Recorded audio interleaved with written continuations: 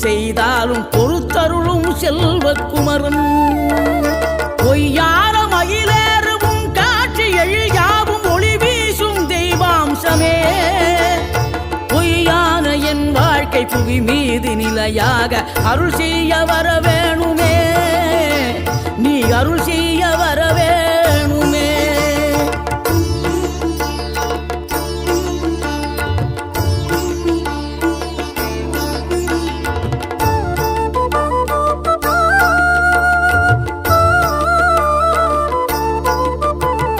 இகழ்தலையும் புகழ்தலையும் ஒரு முகமாய் கருதும்படி செவி உரைத்த முத்து குமரன்